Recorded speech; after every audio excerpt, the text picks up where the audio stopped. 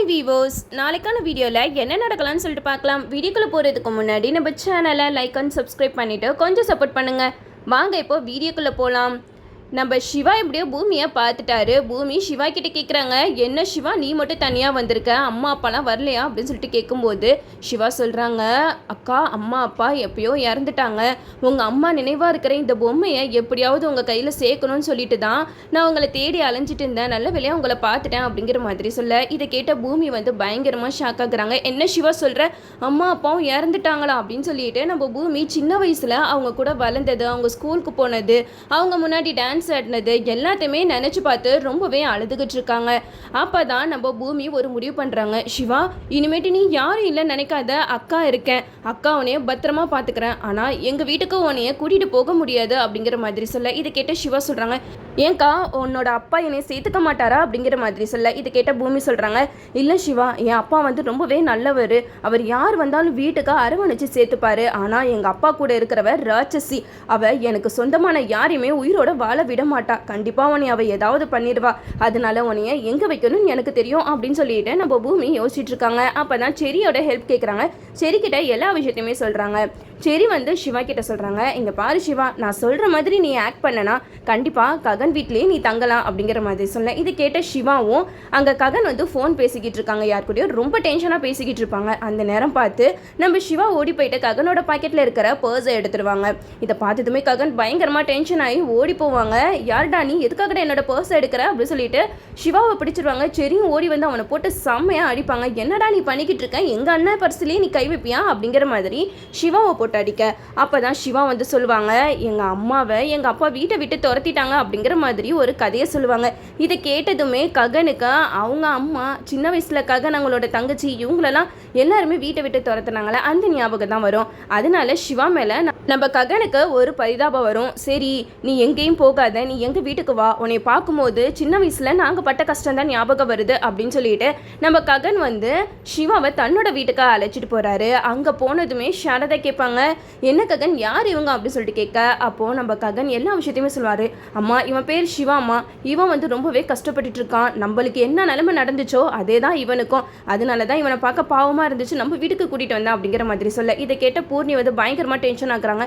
அண்ணா நீங்கள் பண்ணுற எதுவுமே சரியில்லை, இப்படி தான் ஃபஸ்ட்டு பூமியை வீட்டுக்கு கூட்டிகிட்டு வந்த, அவள் இப்போ உனக்கு துரோகம் பண்ணிட்டால, அதே மாதிரி இவனும் உனக்கு ஒரு நாள் துரோகம் பண்ண தான் போகிறான் அப்படிங்கிற மாதிரி சொல்ல, இது கேட்ட ககன் சொல்கிறாங்க, இங்கே பாரு பூர்ணி, அப்படியெல்லாம் நம்ம நினைக்கக்கூடாது, இவரை பார்க்க ரொம்ப நல்லவராக இருக்காரு, பாவம் கஷ்டப்படுறாரு அப்படின்னு சொல்லிட்டு நம்ம ககன் வந்து பூர்ணி கிட்ட எடுத்து சொல்கிறாங்க.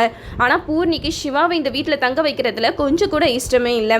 இந்த சைடு நம்ம பூமி ரொம்ப சந்தோஷப்படுறாங்க, அப்பாடா நல்ல வேலையாக சிவாவை ஒரு பாதுகாப்பான இடத்துல தான் வச்சுருக்கோம் அப்படின்னு சொல்லிட்டு செரிக்கு ரொம்பவே நன்றி சொல்லிக்கிட்டு இருக்காங்க. சரி நீ மட்டும் என் வாழ்க்கையில் வராமல் இருந்திருந்தேன்னா நான் நிறைய விஷயங்கள் இழக்க வேண்டியதாக இருந்திருக்கும், எனக்கு கட்டாய திருமணத்தில் இருந்தே என்னை நீ தான் காப்பாற்றின, அது மட்டும் இல்லாமல் இப்போ என்னோட தம்பியையும் சேஃபான ஒரு இடத்துல வச்சுருக்க அப்படிங்கிற மாதிரி பேசிக்கிட்டு இருக்காங்க. இது எல்லாத்தையுமே நம்ம அபூர்வா வந்து ஒட்டு கேட்டுட்டு இருக்காங்க. அப்போ பூமியை தேடி வந்த அந்த சிவா ககன் வீட்டில் தான் இருக்கானா, அப்போ அந்த பொம்மையில் அந்த வீடியோ ரெக்கார்டு இருக்கிறது இவங்களுக்குலாம் தெரியாது போல், அப்படி தெரிஞ்சிருந்தா கண்டிப்பாக பூமி அதை சும்மா விட்டுருக்க மாட்டாளே அப்படிங்கிற மாதிரி நம்ம அபூர்வா யோசிச்சுட்டு இருக்க. இன்னொரு சைடு எப்படியாவது அந்த சிவா கையில் வச்சிருக்க பொம்மையிலேருந்து அந்த வீடியோ ஆதாரத்தை எடுத்துடணும் அப்படிங்கிற மாதிரி நம்ம அபூர்வா ஒரு பிளான் போடுறாங்க. அதுக்கு முன்னாடி இங்கே எஸ்ஐ வந்து சந்திராவை மீட் பண்ணணும்னு சொல்லியிருப்பாங்க ஒரு கெஸ்ட் ஹவுஸில். அதுக்காக சந்திரா அந்த கெஸ்ட் ஹவுஸ்க்கு போய்கிட்டு இருப்பாங்க. ஆனால் அதுக்கு முன்னாடியே அபூர்வா போயிட்டு அந்த எஸ்ஐ கிட்ட டீல் பேசுவா. ஆனால் அந்த எஸ்ஐ வந்து ரொம்ப நேர்மையானவராக இருக்கிறனால நம்ம அபூர்வா பேச்சுக்கு கட்டுப்படவே மாட்டார். அதனால கோவப்பட்ட அபூர்வா அங்கேயே அந்த எஸ்ஐயை சாகடிச்சிடுறாங்க. அவர் அப்படியே உட்கார்ந்துருக்க மாதிரி தான் தெரியும், ஆனால் அவர் உடம்புல உயிர் இல்லை. நம்ம சந்திரா இந்த விஷயம் எதுவுமே தெரியாமல் உள்ளக்க வராங்க. எஸ்ஐ கிட்ட பேசிக்கிட்டு இருக்காங்க, சீக்கிரம் சொல்லுங்க உங்களுக்கு என்ன ஆதாரம் இருக்கு அப்படிங்கிற மாதிரி கேட்டுட்டு இருக்கும் போது தான் நம்ம சந்திரா வந்து அவரை தட்டி பார்ப்பாரு. அவர் அப்படியே கீழே விழுந்துருவாரு. அப்பதான் சந்திராவுக்கே தெரியும் இவர் யாரோ கொலை பண்ணிட்டு போயிருக்காங்க அப்படின்னு சொல்லிட்டு உடனே சந்திராக்கு என்ன பண்றது தெரியாம வாட்ச்மேன் கிட்ட எல்லாத்தையுமே சொல்லுவாங்க. கூட இருக்கிற இன்ஸ்பெக்டர் எல்லாருமே வந்துருவாங்க. எப்படி இவர் யார் மர்டர் பண்ணா அப்படிங்கிற மாதிரி யோசிச்சுட்டு இருக்கும்போது சந்திரா மேலே தான் சந்தேகம் திரும்புது.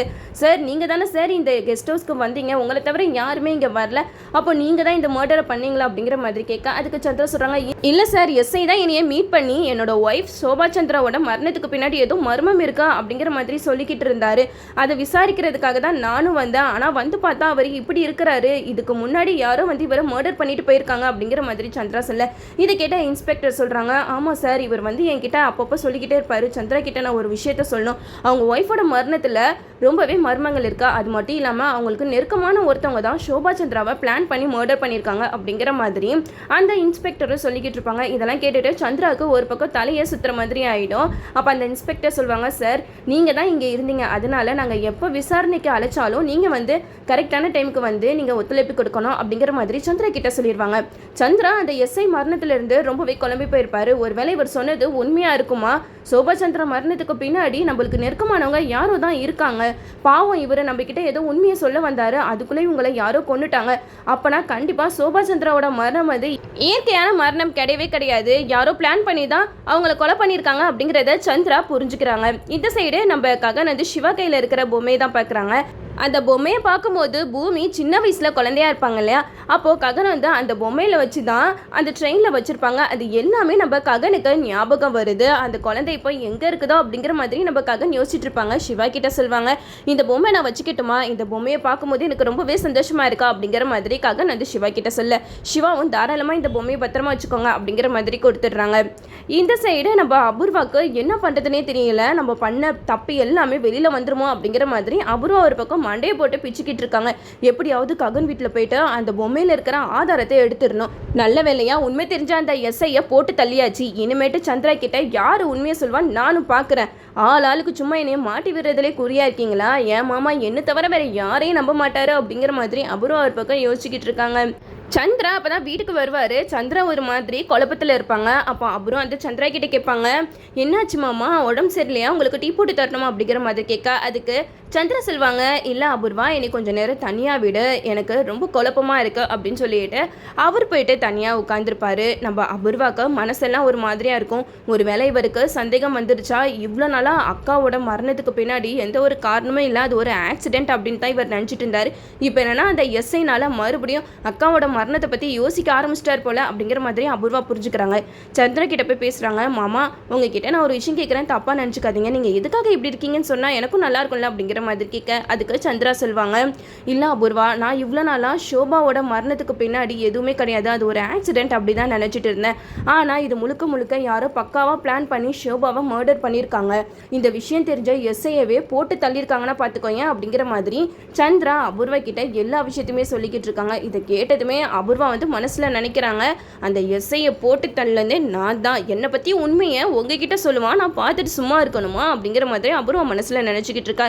இந்த சைடு சந்திரா சொல்கிறாங்க, கண்டிப்பாக நான் சொல்கிறேன், ஷோபாவோட மரணத்துக்கு பின்னாடி யாராக இருந்தாலும் சரி அவங்கள நான் சும்மா விட மாட்டேன்.